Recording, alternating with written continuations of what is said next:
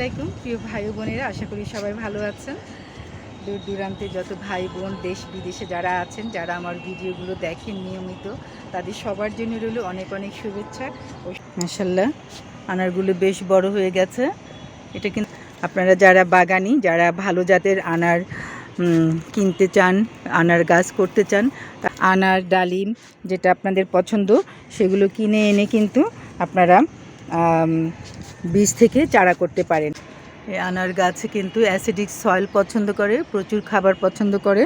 গাছের যখন ফুল ফল থাকবে তখন প্রচুর পরিমাণে পানি দিতে হবে গাছে, পানি বন্ধ করা যাবে না। দেখেন আনারগুলো বেশ ম্যাচিউর হয়ে গেছে, এগুলো পেরে নিতে হবে। আনার গাছ আনার ফল তুলে নেওয়ার পরে কিন্তু আমি আনার গাছটাকে ছাঁটাই করে দেই প্রতিবারই। বছরে দুবার আমি ছাঁটাই করা হয় আমার গাছগুলোকে, কারণ দুইবারই বেশি ফলন আসে। ফলন শেষে আমি গাছ কেটে ছেটে গাছের মাটিতে খাবার টাবার দিয়ে দিই। আনার গাছের খাবার বলতে ছাই, কলার খোসা, ডিমের খোসা এগুলো প্রচুর পরিমাণে দিতে হবে, কারণ আনার গাছ পটাশিয়াম সার ভীষণ পছন্দ করে। আমরা যদি রাসায়নিক সার দিই তাহলে প্রতি মাসে 1 চা চামচ করে পটাশ সার আমরা গাছে দিয়ে যাব, এবং প্রতি মাসে ছত্রাকনাশক কীটনাশক স্প্রে করবো, তা রকমের পচন ধরে যায়। আর ক্যালসিয়ামের অভাবও কিন্তু তলাপচা রোগটা হয়। মাটিতে যদি ক্যালসিয়ামের ঘাটতি হয়, হাড়ের গুঁড়ো, শিংকুচি অথবা নিয়ে খাবারটা দিয়ে যেতে হবে পরিমাণ মতো, যেমন ক্যালসিয়ামের ঘাটতি, ম্যাগনেসিয়াম, ক্যালসিয়াম, সালফার এগুলো যেন সবসময় পর্যাপ্ত থাকে। মানে জৈব সার দিই বা রাসায়নিক সার দিই, এই খাবারগুলো ঠিকমতো দিয়ে যেতে হবে। আমরা জৈব সারের মধ্যে ট্রাইকোডার্মা সারটা বেশি আমার পছন্দ। এই সারটাতে পর্যাপ্ত সব ধরনের অনুখাদ্য থাকে।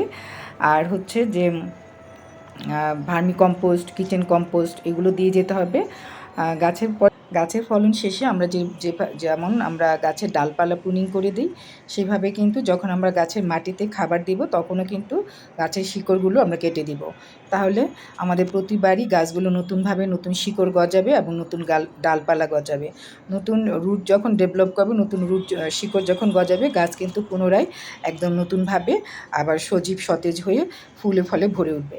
তো সেই জন্য আমরা গাছের শিকড় এবং গাছের ডালপালা অবশ্যই কাটবো প্রতিবার ফল শেষে, এবং গাছে পর্যাপ্ত খাবার দিব, অনুখাদ্য স্প্রে করব। অনুখাদ্য আমরা গাছের মাটিতে দিব, গাছের পাতায় দিব, গাছকে সুস্থ সবল রাখবো। তাহলে আমরা আমাদের ছাদ বাগান থেকে আমাদের কাঙ্ক্ষিত সব ধরনের ফলই আমরা হারভেস্ট করতে পারবো। গাছের মাটিতে খাবার দেওয়ার সাথে সাথে আমাদের কিন্তু গাছের পাতাতেও খাবার স্প্রে করতে হয়। প্রতি মাসে আমরা যদি অনুখাদ্যগুলি গাছের পাতায় স্প্রে করি তাহলে ফলগুলো খুব দ্রুত বড় হবে এবং রোগমুক্তভাবে বড় হবে।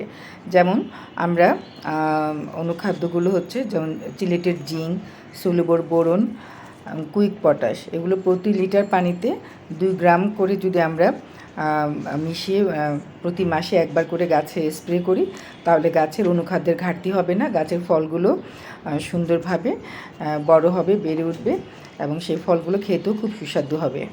মাটি তৈরির সময় গোবর সার, হাড়ের গুঁড়ো, শিংকুচি, ভার্মি কম্পোস্ট, ট্রাইকোডার্মা সার এগুলো পর্যাপ্ত পরিমাণে মিশিয়ে নিলে আমরা সব ধরনের ফল গাছ আমরা ছাদ বাগান থেকে প্রচুর পরিমাণে সব ধরনের ফল গাছ থেকে ফল হারভেস্ট করতে পারবো।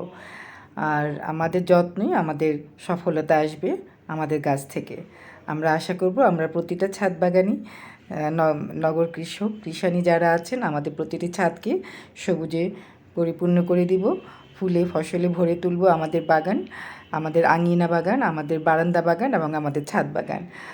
আমরা সবাই চেষ্টা করব আমাদের নগরীকে সবুজায়ন করে তুলতে এবং বিষমুক্ত ফসল আমাদের পরিবারের জন্য হারভেস্ট করতে। ধন্যবাদ সবাইকে ভিডিওটি দেখার জন্য।